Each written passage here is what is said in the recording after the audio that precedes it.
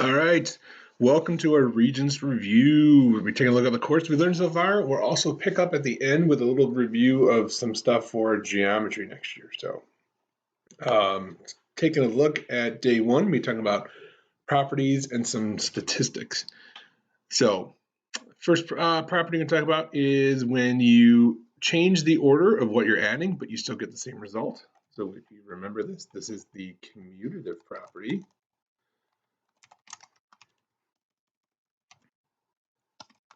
And we want to say of addition here, okay, because we're adding things together. The next one, when we change the order and we multiply, this is the commutative property of multiplication. All right, the next thing, when we group things together and the parentheses move, but the actual terms, the numbers we're adding, stay the same, this is the associative property of addition, because we're adding here.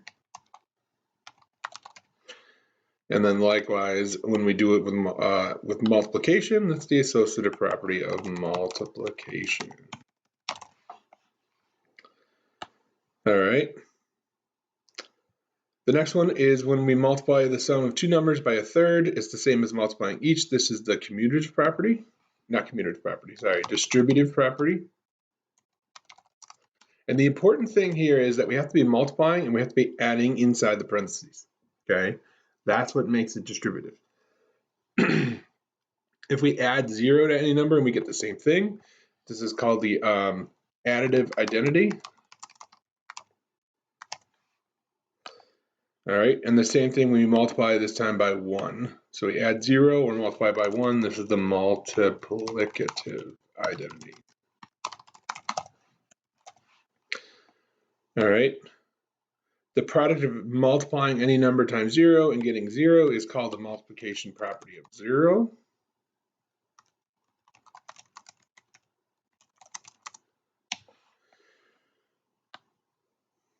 Two quantities are equal if they are equal to the same thing. So if two things are equal to the same amount, then they're equal to each other. This is called the transitive property.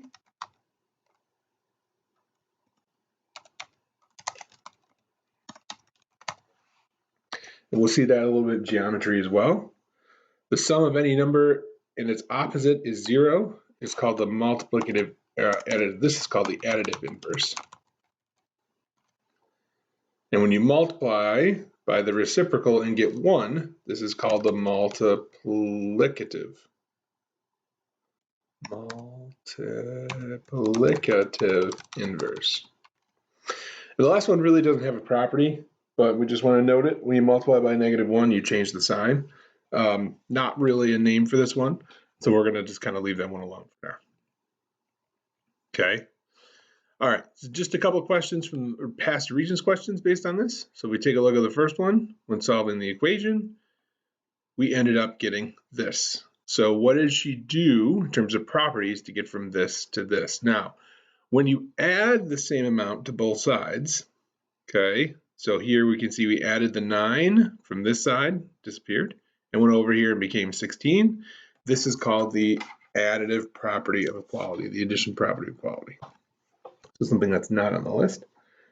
Okay, we'll do some algebra proofs after our review for algebra as well to get ready for geometry. 2, when solving an equation, you can see what's going on here. The first step he did was, and you can see all he did was basically multiply that 2 through. So that would be the distributive property of multiplication. And this is over subtraction because we're doing it with the subtraction step. Okay. Kind of a formal, funky thing, but distributive property is the key thing we want to look for there. All right. So measures of central tendency, remember, if you remember, is mean, median, and mode. So mean is the average. You add up all the numbers, divide by the number there are.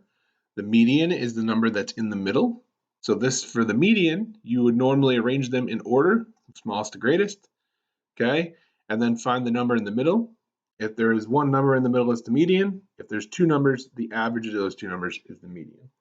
And the mode is the number that appears the most often. Now, in a frequency table, to find the median, you would add up all these frequencies and then divide them by 2, okay? And that will tell you the number, the interval, technically, that's in the middle, where that number occurs. So here, if I add up 5, 11 is 16, plus 9 is 25, plus 4 and 6 is 35. So if I took 35 and divide it by 2, I would get 17.5.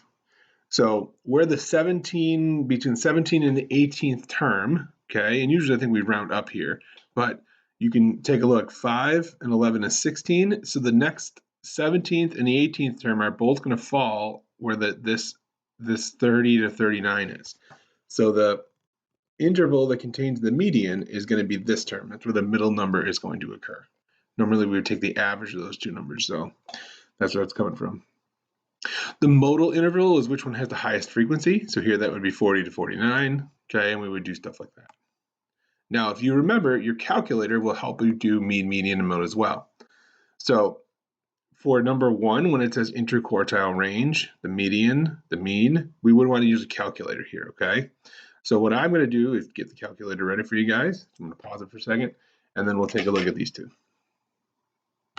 Okay, so I went ahead and loaded up the calculator, and I already typed into the two windows the data, and I labeled this one as X and this one as Y so that we could easily tell the difference between them. But normally, if we're doing one question with one list, you don't have to name the column. Okay, so to run our 5-number summary here, we're going to go to Menu, Statistics, Stack Calculations, and we're going to do one variable statistics. Okay, I'm going to go ahead and enter for number of lists. And for normally, I would just use column A. I'm going to select the variable that I labeled, which was X. The frequency is 1, meaning they appear one time each in the list. Okay, and then it's going to appear in the next column over in B, and we'll go ahead and click enter. Okay, so we want to check the interquartile range, the mean, median, mode. So if we scroll down, the mean you can see is right here. That's 86.8. So the mean for the other one is 87. So the second list is a little bit higher. All right, and then if we scroll down, we have the standard and the sample and the standard deviation. Now the sample is if you have an entire population of people and you're only picking some of them or a subset of them, that would be a sample. But if you are taking as many scores as there are, if it's a whole class, then you would use the population, which looks like the side by 6 here. Okay, and if we keep going down, we can see our 5-number summary. So minimum, the first quartile, which is, if we know where the median is, the median of the bottom half is the first quartile, okay? The maximum, third quartile, and remember the median is actually also referred to as the second quartile as well. So the interquartile range of 1 is greater than for semester 2, okay? And we can actually compare that if we scroll down here as well. So here we can see the interquartile range here is 4, and over here it is from 80 to 92 at 12. So 1 is greater than 2 is true, okay? The median score for 1 is greater than 2, and so once again we could check that one, right? We mentioned that before. The median is 86.8, and for semester 2 it was 87, so that is false. All right, the mean, sorry, we meant to check the median score for 1. That's down here. So 88 for 1 and 88 for 2, they're equal. Okay, the mean for 2 is greater than for 1, and the third quartile for 2 is greater than the third quartile for 1. So once again, the third quartile is 92.5 for 1. For 2, it's 92, so that's not true. So then we're just going to choose the one answer that is the most appropriate. All right, so if we go back, we take a look at the interquartile range. I think I did this wrong earlier. This is 12, 80 to 92. And for number 2, it's also 12, 80 to 92 for 80.5. So we can see that this is actually false, okay? The median score for 1 is greater than 2, so the median is 88. Here it's 88, so this is also false, okay? The mean score for 2 is greater than the mean score for 1, and so once again we can scroll back up. We get mean for, this is for 1. Here's the mean for 2, so 2 is greater than 1, so this answer is correct.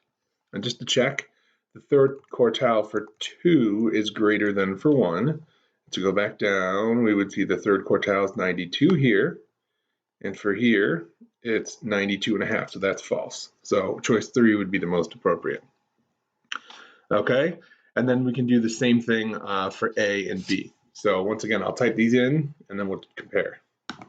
Okay, so we're comparing, first of all, the mean and then the standard deviation. So we're going to go ahead and take a look. This is for group A, and we can see the mean is 6, and for group B, it's 6.875. So we want to know when group B is bigger than A. So that would be 1, 2 is A is bigger, right? And 4 is A is bigger. So then we want to know, is the standard deviation of A bigger or smaller? Okay, so if we scroll down, we get our standard deviations here. Okay, so there's B, and if we scroll down, here's A. So it's 3.8 and 3.16 for A, and for B, it's 3.27 and 3.05. So both of them are smaller for B than they are compared to A. Okay, so it doesn't matter if we use population or sample. We said that A is going to be larger than B here.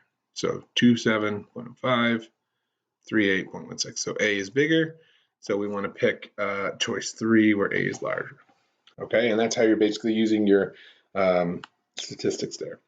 Okay, for box and whisker plots, you're going to do the same thing we just did. We're going to type in our data statistics. We're going to run our one variable statistics here, and then we're going to use the 5-number summary, which once again is the minimum, first quartile, median, third quartile, and max. And we're going to go ahead and graph it on our number line here, okay? So if we look at the run through of how to do it is right here.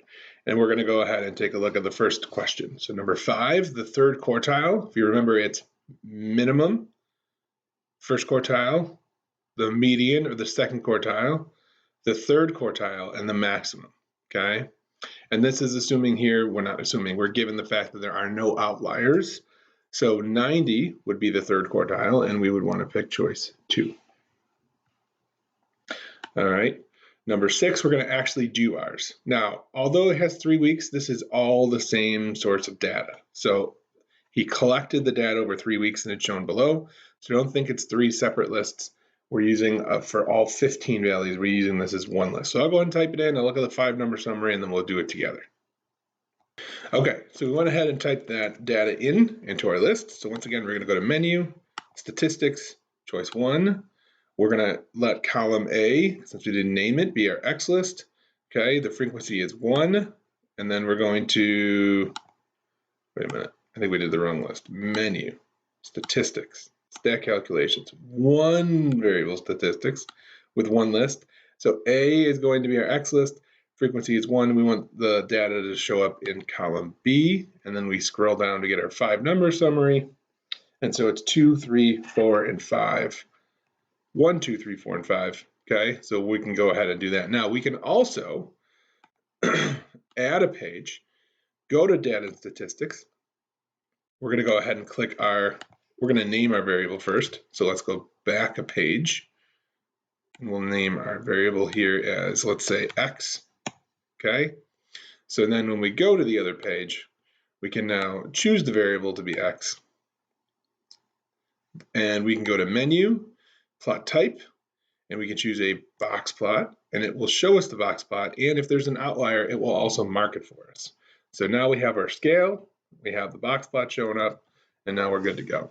So basically, we just need to choose numbers between 1 and 5. So let's choose 0, 1, 2, 3, 4, 5, 6, 7, 8, 9, and 10. And our data, if you remember, is just 1, 2, 3, 4, and 5. Easy enough. So I'm going to put a dot at 1. Okay. I'm going to put another dot at 2, 3, 4, and 5. So this is our minimum. Here's our, it's going to make that a little bit lower. Minimum, first quartile, median, third quartile, maximum. Okay. So all I'm going to do is draw my line going between the minimum to the second quartile. Okay, or the first quartile, same thing here. We're going to draw our box. and then a line through the middle. And there is our box plot. Okay, types of distribution. So once again, a symmetrical distribution means it is a mirror image on both sides, pretty close to it, okay? And the mean, median, and mode are all falling right on along that line in the middle. They're basically the same.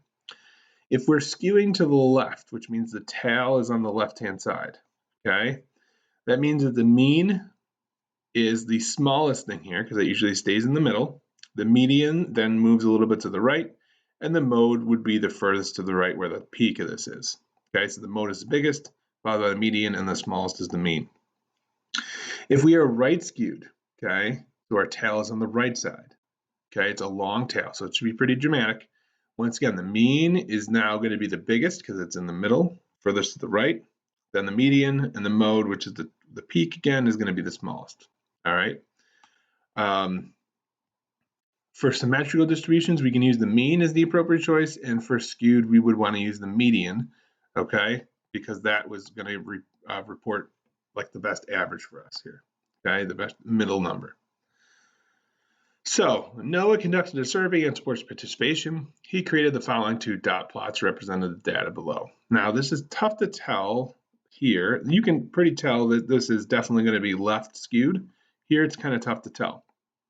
So what we want to do is we want to answer the question below. The data for soccer players is right skewed. Kind of hard to tell based on the data because there isn't a big peak, and here there is kind of a little one here. So it's not like a big dramatic one of these like there is here. We can definitely tell it's kind of skewing that direction. All right, the data for soccer players is less spread for data of basketball players. So we can kind of say that they're about the same. The spread's sort of the same. So I would probably say that that's not true.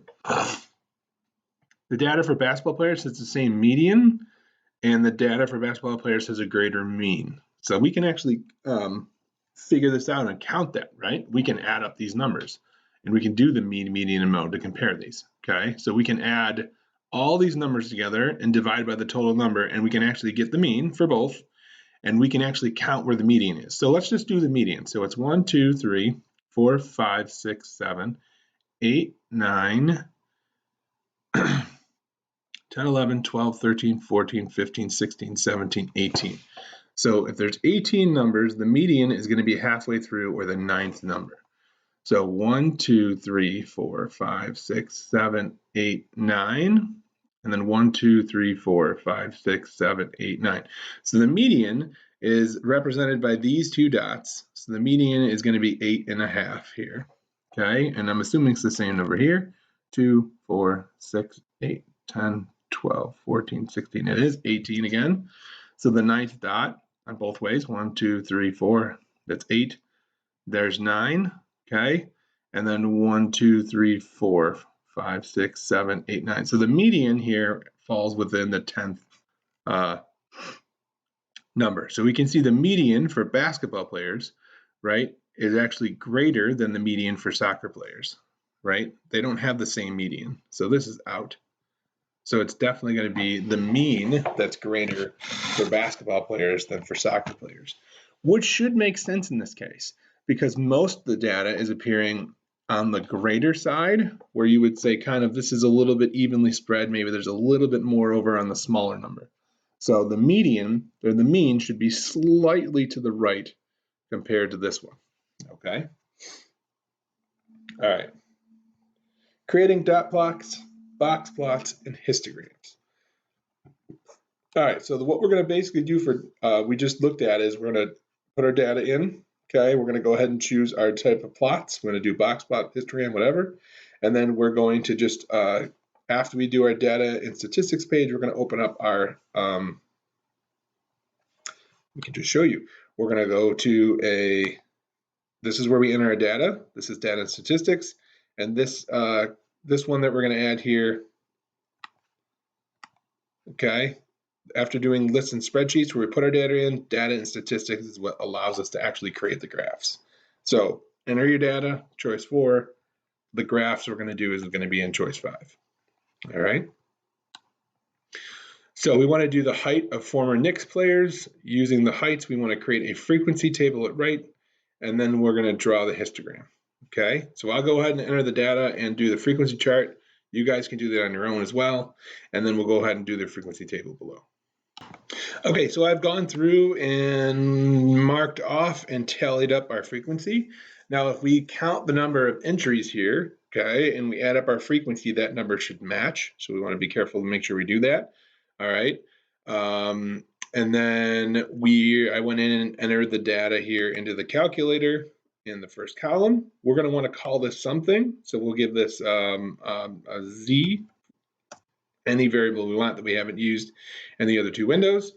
And then we're going to go ahead and I'm just going to go Control Up, and I'm going to delete these two other windows so that we don't have any conflicting data here. All right. And so we're going to go ahead and hit Control. We're going to add a new page. So Control Doc, and we're going to go to choice 5 for our data and statistics. We're going to go ahead and select Z for our variable, so we get our dot plot to form. And then we're going to go over to plot type. We want to choose histogram.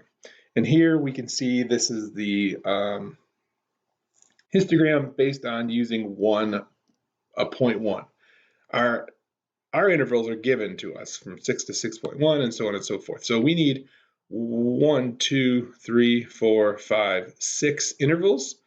Okay, you can see we have spaces here, 2, 4, 6, 8, 10, 12, 14, 16, that's like 18. So I think we can go, we'll start here and we'll go every 2, okay? And the reason I'm skipping the first one is because since I'm starting at the number 6 and I'm not including 1, 2, 3, 4, 5, I need a small break here, okay? So we do our little lightning bolt to indicate that we have a break in the axis. So here's 6 to 6.1, 6.1 to 6.2, sorry, 2 to 3, 3 to 4, 4 to 5, 5 to 6. We're doing that wrong. 6 to 6.1, 6.2 to 6.3. So we're going to do this way. 6 to 6. I broke it. To 6.1. I'm trying to write sideways on this and it is not working, people. Okay.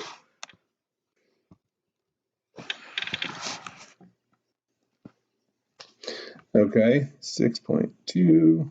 And yeah. So what I'm going to do for my purposes is I'm going to make this really big, and then it'll be easier to write inside of it. 400%. All right. So 6 to 6.1, 6.2 to 6.3, 6.4 to 6.5, 6.6. Yeah, that's not a 6. To 6.7, 6.8 to 6.9, and then 7.0 to 7.1, and I believe that is it. 1, 2, 3, 4, 5, 6. Yep. Okay, so now I'll go back to normal. Scroll back up, and then we're going to go ahead and do our actual histogram. So the first frequency we have is up 3. So once again, we're going to not label this axis since we're counting by 1s here. We could count by 2s, okay, and do that. This is 1, skip a few, 2, skip 3, skip, here's 4, skipping 1, 5, skip to 6, skip to 7, skip to 8, skip to 9, skip to 10, but I do have 11, so I can't actually do that. We're going to count by 1s, nice and easy. So I'm going to go up 3 for the first interval, 1, 2, 3 boxes, and come back down. Then we're going to go up to 10, so we can go 1, 2, 3, 4, here's 5, 6, 7, 8, 9, here's 10. Here's 15. So the next one is going to go all the way up to 10. The next one goes up to 11. So the histogram is like a bar graph. Remember that the bars actually do touch. Okay. 6.6 to 6.7 is 0. We're going to leave that blank. 6.8 to 6.9 is 2. And then 7 to 7.1 is 3. And you can shade in your graphs here. Okay, the important thing we need to do besides this is we need to label our graph. Okay, so remember these are heights. Well, we should say, we shouldn't necessarily label, all right, heights of basketball players. You can label the whole chart of b-ball players. Okay, the interval on the bottom, the frequency on the right. So this is frequency, we need a Q here, not a G. Frequency, here's our interval. I'm running out of room, so RVAL, and we're good to go. All right, and that is it for today, guys. See you tomorrow for day 2.